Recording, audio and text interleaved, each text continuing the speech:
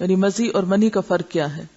مزی اس چپکتے ہوئے لیسدار پانی کو کہتے ہیں جو شہوت کے وقت ذکر کے سرے پر نمودار ہوتا ہے، یعنی کہ جو اچھل کر نہیں نکلتا بلکہ ویسے ہی ویٹنس ہوتی ہے. اور منی عضو مخصوص سے لذت اور جوش کے ساتھ ٹپک کر خارج ہونے والا سفید مادہ ہوتا ہے جس سے انسان پیدا ہوتا ہے. اس کے خروج سے آدمی پر غسل فرض ہو جاتا ہے.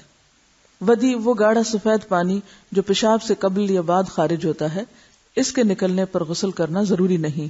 یا اسی طرح لکوریا بھی اس میں آ جاتا ہے.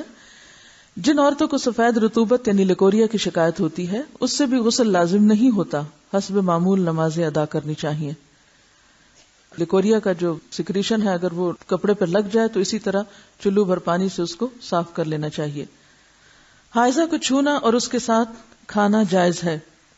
حضرت انس رضی اللہ عنہ روایت کرتے ہیں کہ جب عورت حیض سے ہوتی تو یہودی اس کے ساتھ کھاتے پیتے نہیں تھے، تو رسول اللہ صلی اللہ علیہ وسلم نے فرمایا حائضہ سے ہر کام کرو سوائے جماع کے، یعنی حائضہ سے کھانا پینا، اٹھنا بیٹھنا، ملنا جلنا، اسے چھونا، بوس و کنار وغیرہ سب جائز ہے سوائے مجامت کے. حضرت عائشہ روایت کرتی ہیں کہ رسول اللہ صلی اللہ علیہ وسلم مجھے حالت حیض میں ازار باندھنے کا حکم دیتے، سو میں ازار باندھتی. آپ مجھے گلے لگاتے اور میں حیض والی ہوتی. حضرت عائشہ سے روایت ہے کہ نبی صلی اللہ علیہ وسلم نے مسجد میں اپنی اعتکاف گاہ سے مجھے بوریا پکڑانے کا حکم دیا. رگ، بوریا کیا تھا؟ رگ یعنی کپڑے کا پیس، یہ جے نماز جیسے ہوتی. میں نے کہا میں حائضہ ہوں. آپ نے فرمایا تیرا حیض تیرے ہاتھ میں نہیں ہے.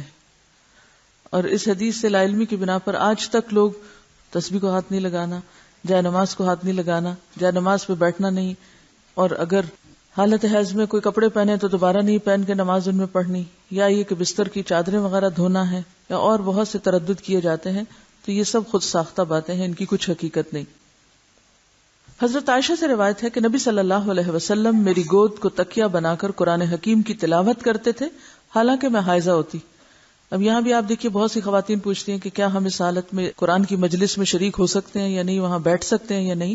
تو آپ دیکھیے کہ آپ صلی اللہ علیہ وسلم حضرت عائشہ کی گود میں سر رکھ کے قرآن پڑھتے جبکہ حضرت عائشہ حیض سے ہوتی.